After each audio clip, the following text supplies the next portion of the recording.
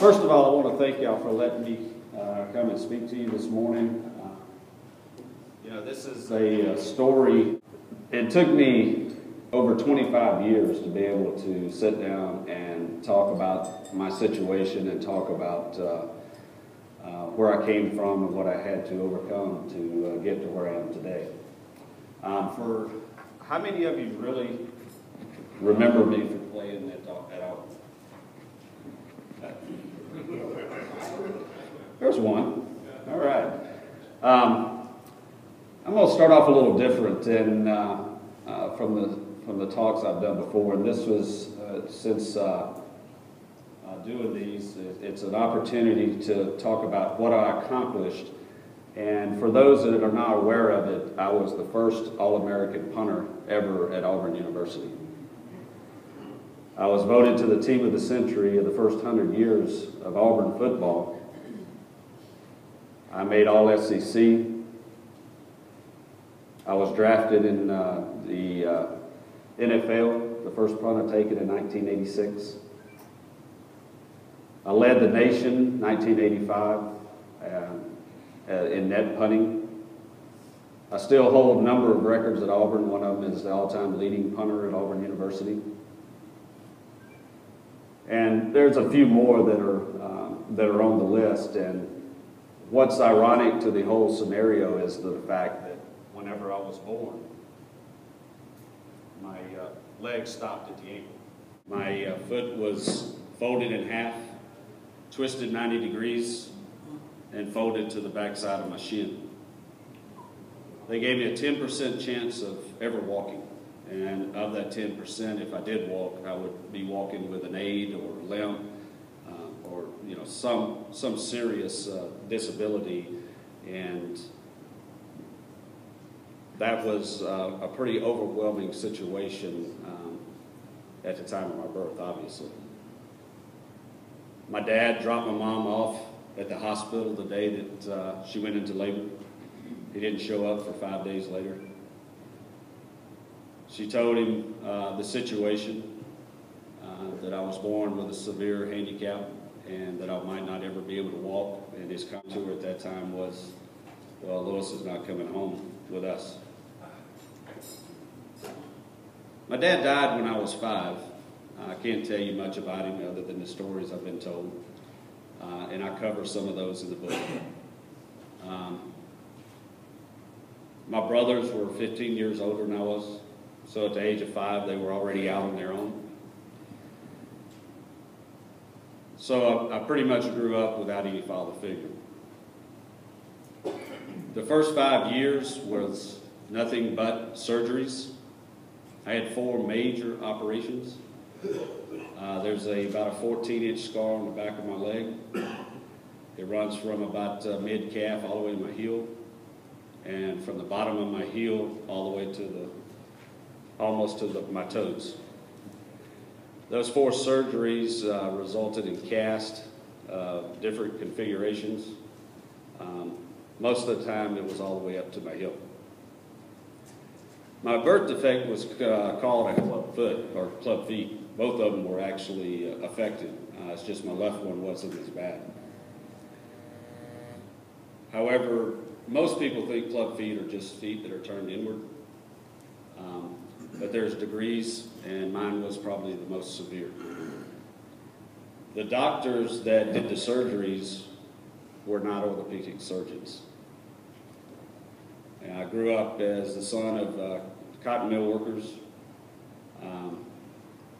We didn't have money to go to specialists and things of that nature. And back in 1963, I don't know that there were that many specialists, to be honest. So they were just normal surgeons doing the best that they could.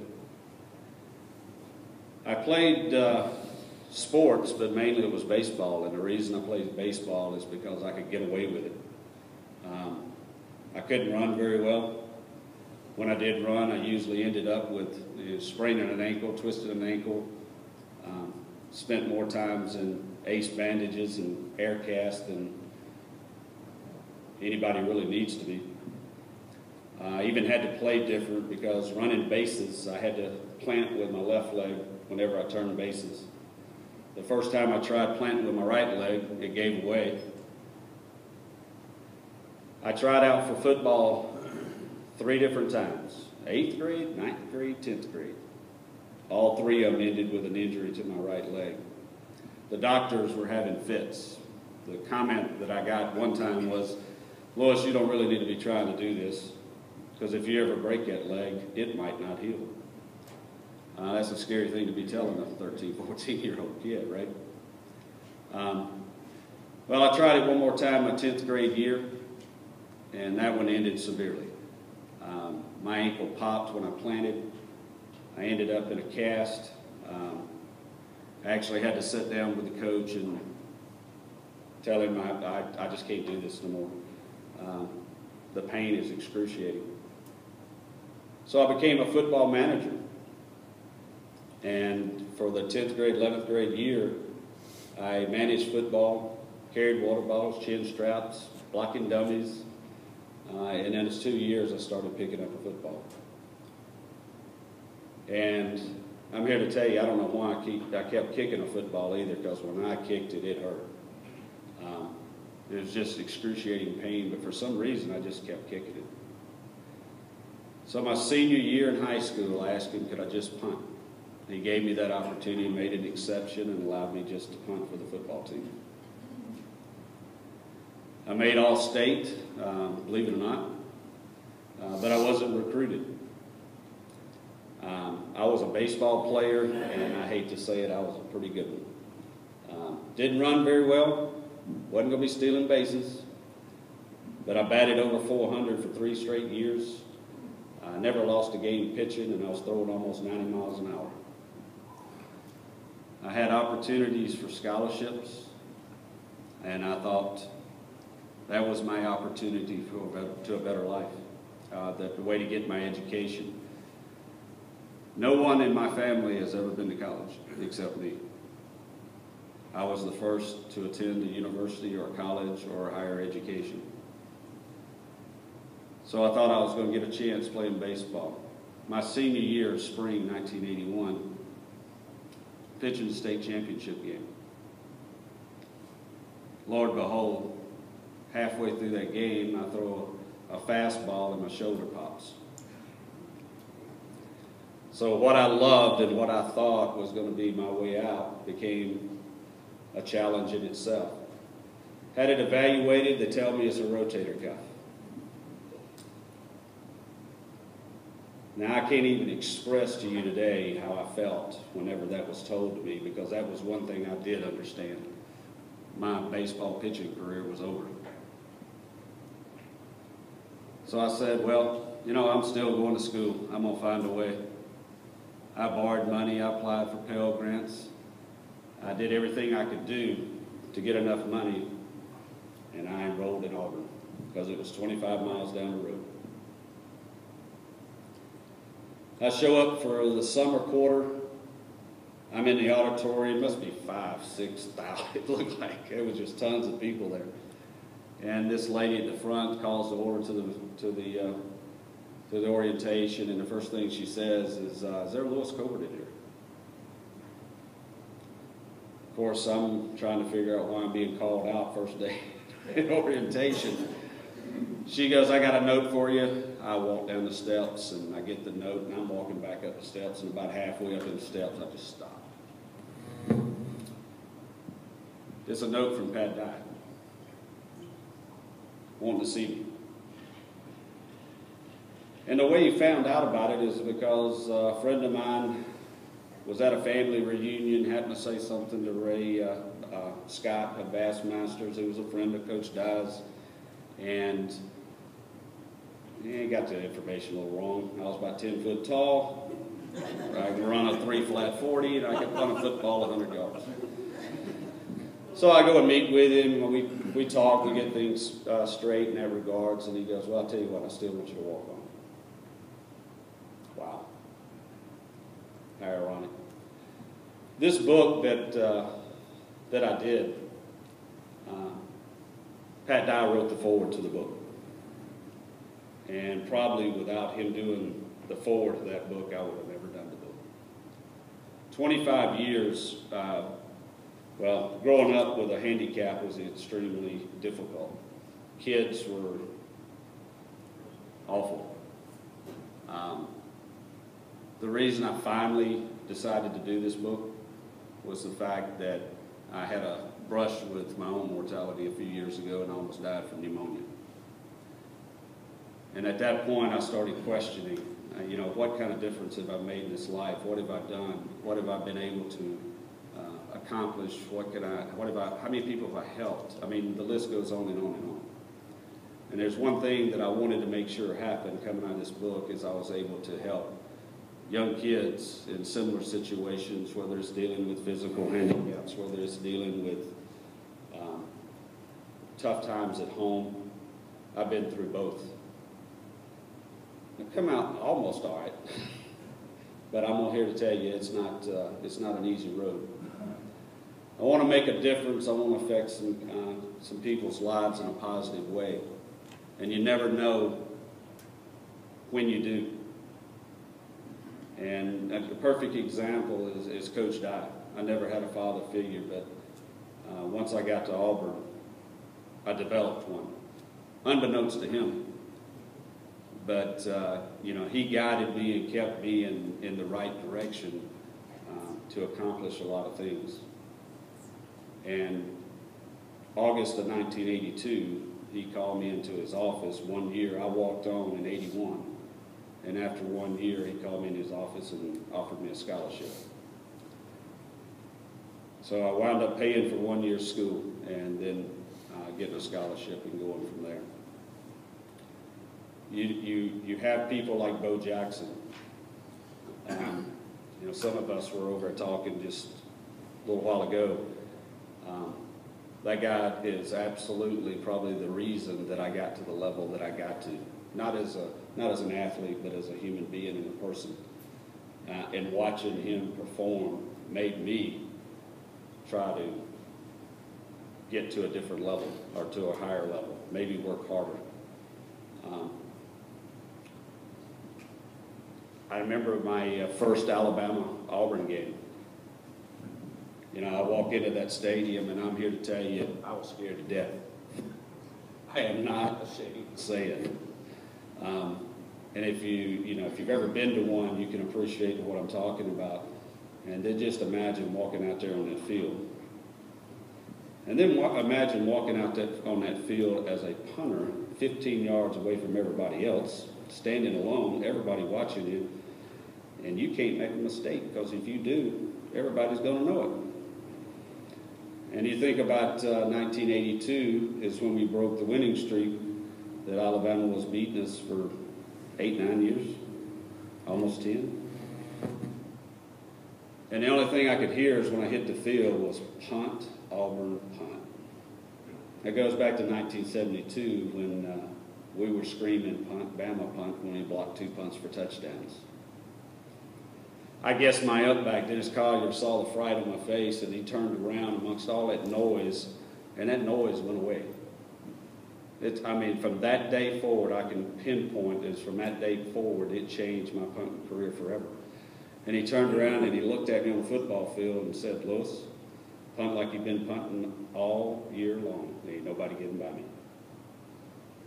And that was the day that I learned what a team is all about. And my book has a number of stories and relations like that. They go into these things that make a difference in people's lives. And, what you guys are doing and what you do. And, I listen to some of your comments, and you get the enjoyment out of seeing somebody feeling good about something or making a difference. And that's what this book is about. And there's one thing I try to do on a continuous basis is that trying to keep my head and my heart in the right direction. There's a lot of great things out there. I actually ended my book this way, and that's, if you keep your head and your heart in the right direction, you don't have to worry about your feet. And it's really crazy, if that's the appropriate word, that I grew up so angry, so discontent, so frustrated and aggravated, because I often question, why? Why me? What did I deserve to have a leg like this, to have these problems, to have to go through all of this. I just didn't realize at the time that the good Lord gave me everything that I needed. I just didn't realize it. And it's ironic that something I had such a problem with for so many years is actually the same thing that changed my life forever. And I can honestly say that playing football at Auburn and what I accomplished, you know, a lot of people, and I mean a lot of people, and I'm talking about some really, really strong, diehard Auburn fans, had no idea. I put on a masquerade that was unbelievable. And I just wish that I would have done something different. You know, and Bo Jackson being there, getting all that publicity, playing the same 4 years, it was perfect cover, right? He gets all the publicity. And I've never been a publicity kind of guy, but with this book, I've had to start talking about myself. Because if I don't talk about it, nobody else is. Nobody else knows the story. So it does feel funny to me to sit here and tell you everything that I accomplished, but the reason I'm doing it is because of where I come from and what I overcame. With that, if anybody's got any questions, I don't know if I made it. I was trying to time it. What was your most memorable moment at all? Wow, there's a lot of them. How about if I give you a couple of them? The most memorable moment is the day that I walked into Coach Dye's office and my mom was sitting there, and I thought my career was over at Auburn, and it turned out he was giving me a scholarship. And, you know, and it was just a huge relief to be able to know that if I did my job and I went to school and I worked out and performed well, that my education was going to be paid for.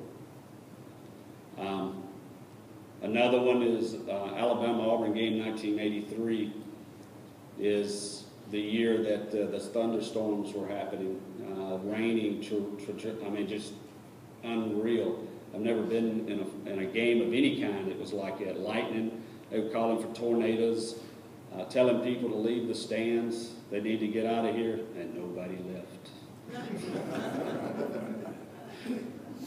Not even us.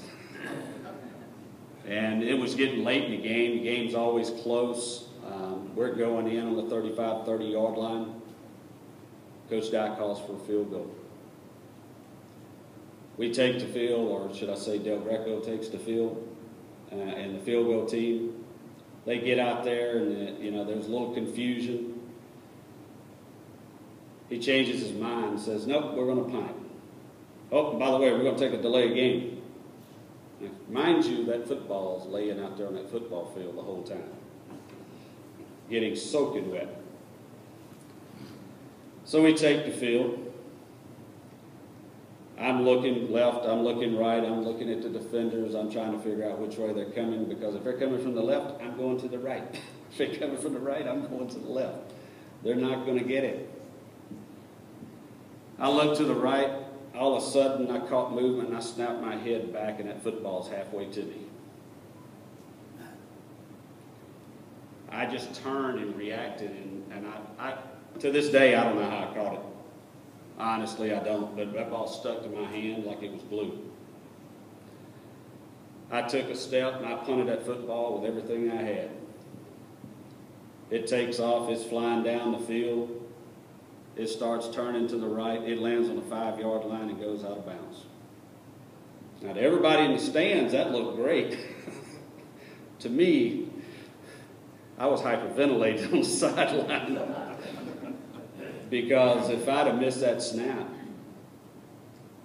that was a life-changing event. That was a career-changing event if I'd have missed that snap. It still stands out today, just like I was still in that game. And there's several of them. I mean, I've been in a Tennessee game standing in the back of the end zone to punt, and the student section's right behind me. And they're stomping and yelling and singing Rocky Top so hard that the ground is vibrating under my feet. It was like this. I mean, I looked out at the ball, and the ball's jumping on the ground. I am not kidding. That's the honest truth. It was vibrating that bad. And it had started affecting my vision. Standing there so long, my eyes were starting to jump. And the ball's on the 2-yard line. And he snaps the ball, and, you know, God with me. The next thing I knew, it was 70, 74 yards down the field. But, you know, those things are just, they're overwhelming events, and to put those things in perspective, and I do that a lot in the book, to give people not only my story and what I overcame and what I had to deal with, but also a little bit of insight and a little feeling of what it's like on the field. And it doesn't matter if it's Auburn, it doesn't matter. It's the same, whether you're on this side of the football or the other. Those guys are going through the same things. Yes, sir. What did you do after your football career? What did you get your degree in? I got my degree in transportation and physical distribution. I started in computer engineering. However, at one point, I had to make a decision between football and a degree. But football is paying for the degree. I just didn't have enough time to study at the level I needed to. And today I work for a company called Excel, EXEL, third-party contractual company. We just about do anything and everything, but my responsibility is for North American warehousing and transportation for Goodyear. So I've got 7 major warehouses across the United States, and I guess we ship close to 100 million tires a year. The little device that they held out, that's what you wore as a child? I'm sorry, I skipped right on by that. This is the last brace I wore. This is what I learned to walk in. Those bars are steel. Had to cut the toes out of it because I couldn't afford to buy the, you know, as I grew, I mean, it was the only option we had, so I could still use it. You know, I skimmed past a lot of the details and in regards to the club foot and what it was like. To this day, my right leg is half the size of my left from the knee down. And that's your kicking. And that is my kicking leg, yes, sir. You ever go before like high school kids football team to talk about? The reason I'm saying is we've got a new key club. War Eagles is their landmark Christian. Gina and I went to a game, and even though they're in like Division 8 or something, it's a big thing for them. You would be a terrific guy to have go and talk to them. My book's been out since October, and since October, except for a month and a half, 2 months, we took off for Christmas, you know, December, January. I've started into the speaking. My wife does all the scheduling. You know, it's when I can, if I can, as much as I can. You know, I'm serious with the regards to want to make a difference, and I know it's already making a difference in lives. You know, I've had people write letters, and I mean some long letters. I've had some people to call the house. I've had people call my cell phone. You know, one lady is a single mom with a child that was born with a club foot, and at 10 years old, the child's leg was amputated from the knee down. You know, you just never know how lucky you really are.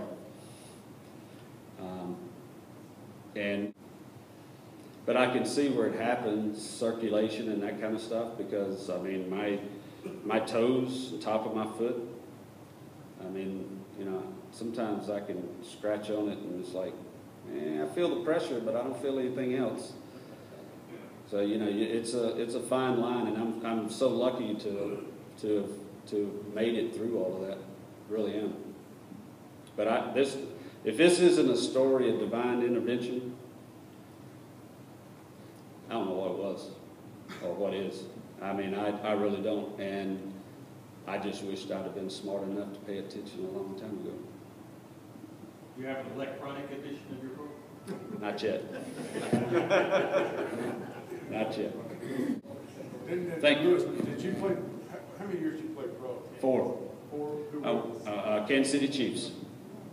I ended up taking a fall and injured my sciatic nerve in my kicking leg. Oh, And that one I never was able to overcome. I still have problems with it today of numbness. And a few weeks ago, I was actually dragging my leg. I was getting nervous that I was not going to make one of the speaking engagements because of it. That it flares up every now and then. And, it's been a challenge, and I refuse to have any back surgery until I absolutely have no choice. I don't mean this to be critical, but you remind me of a real-life Forrest Gump. I've been told that twice. Absolutely. I mean as a compliment. Oh, I understand. I fully understand. I didn't take it any other way. I didn't take it any other way. Where I told you I struggle talking about myself, and you know, this is where I have to get on the other side of the fence, and I just have to deal with it and make myself good. But I know I accomplished some huge things, and I talk about how I got there. And you know, when you're talking about Auburn University, as long as it's in existence, and there's only two All-American punters at Auburn University in its existence. I was the first. Terry Daniels. Yep. Are you a Ray guy? You know Ray guy too? There's a picture of Ray Guy in my book. Okay, good. Absolutely. We did kicking camps together. I reference, you know, playing and socializing with your hero. And he was a huge inspiration, a great guy too. There's a lot of references to a lot of people that I've run across that made a difference in my life. Anything else? Thank you. Thank you so much.